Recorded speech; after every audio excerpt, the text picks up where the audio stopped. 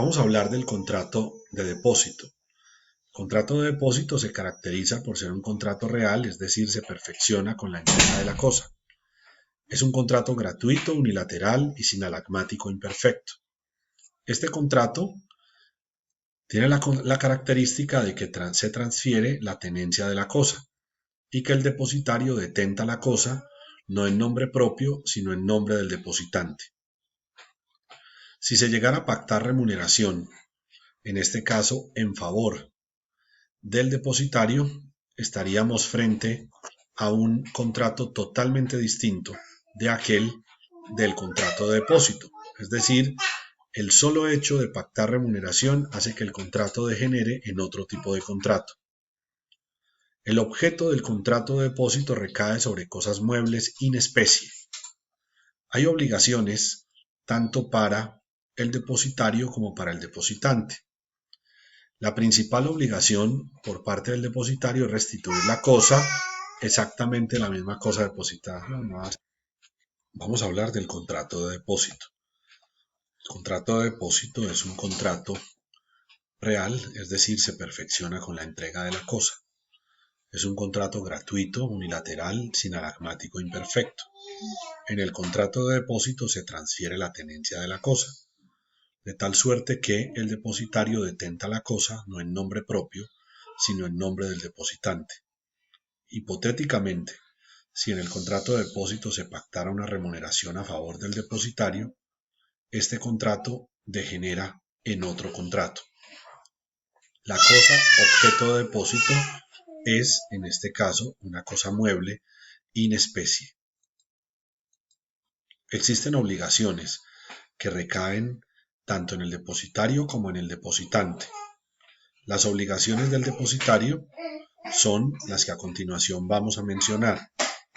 La principal de ellas es restituir exactamente la misma cosa depositada. El depositario respondía tanto por culpa grave como por dolo. Si la cosa llegara a perderse, a perecer, a desaparecer, por fuerza mayor, caso fortuito o culpa leve, pues inmediatamente la consecuencia es que el depositario quedaba libre de restituirla. Es posible que el depositario se hubiera comprometido a responder por culpa leve, caso en el cual sería por culpa leve que asumiría la responsabilidad. Es probable que el depositario se hubiera ofrecido para ser depositario, caso en el cual responde por culpa leve.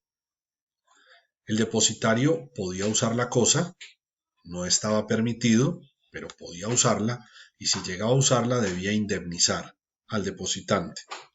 Si lo hacía de mala fe, incurría en un delito, en un hecho punible, denominado abuso de confianza.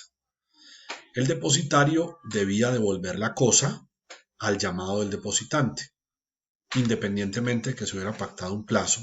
Si el depositante llamaba al depositario y exigía la devolución de la cosa, a este no le quedaba otra alternativa sino entregarla. La acción depósito directa era para exigir obligaciones a cargo del depositario. Encontramos también, en este caso, unas obligaciones del depositante. No siempre surgían, recuerden ustedes que es un contrato sinalagmático imperfecto, salvo que si se causaba un perjuicio al depositario, pues estaba llamado a indemnizarlo, es decir, a pagar el daño causado. El depositante respondía hasta por culpa leve. Recuerden que el depositario respondía por dolo y culpa grave, salvo las dos excepciones que mencioné en su momento. Respondía al depositante por los gastos de conservación ordinarios de la cosa objeto de depósito.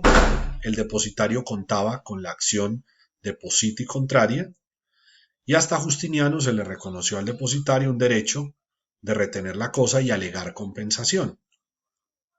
Posteriormente, el mismo derecho, el de Justiniano, acabó con dicha facultad. El depósito podía ser irregular. Era irregular cuando el objeto de la cosa o la cosa objeto del contrato de depósito era dinero.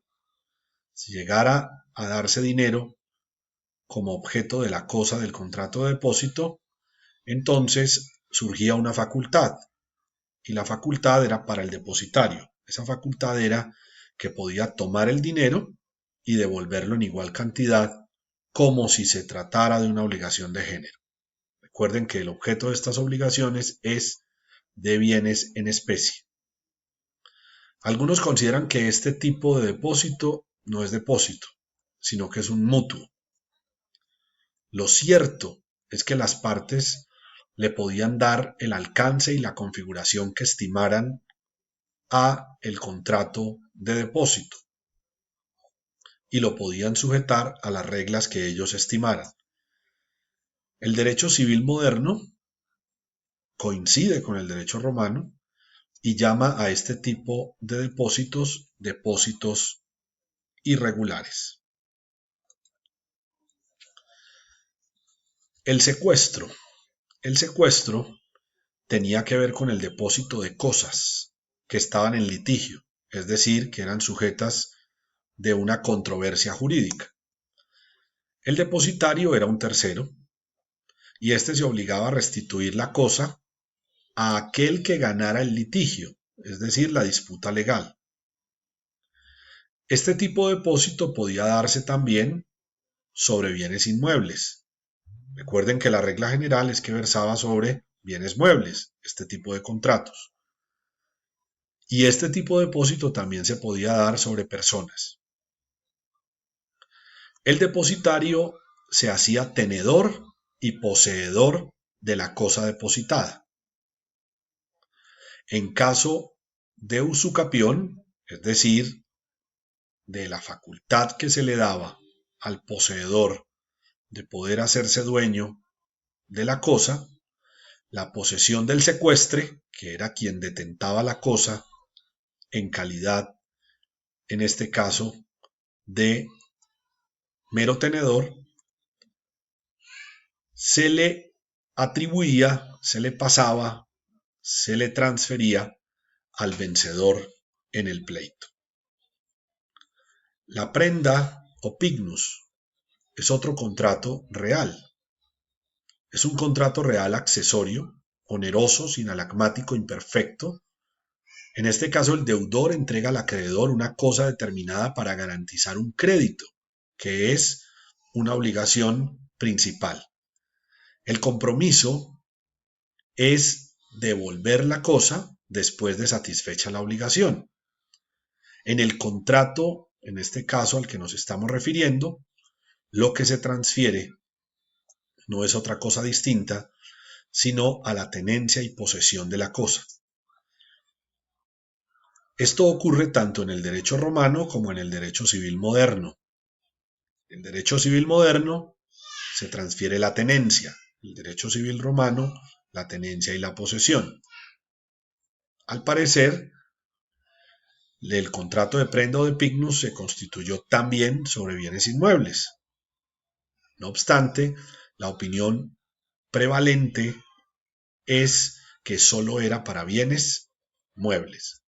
Aquí hay una gráfica donde ustedes observan al acreedor deudor, al acreedor prendario, al deudor constituyente. La cosa determinada como prenda que tiene la función de garantizar, en este caso, un contrato principal como es el contrato de crédito. Hay unas obligaciones para el acreedor prendario. La principal de ellas es restituir la cosa cuando se satisfaciera la obligación principal. Responde, en este caso, el acreedor prendario por dolo y por culpa leve, que es la máxima responsabilidad. Algunos critican esta asignación de culpa leve y dicen que debía ser levísima, porque el único beneficiario, como en el mutuo, en este caso, era una de las partes.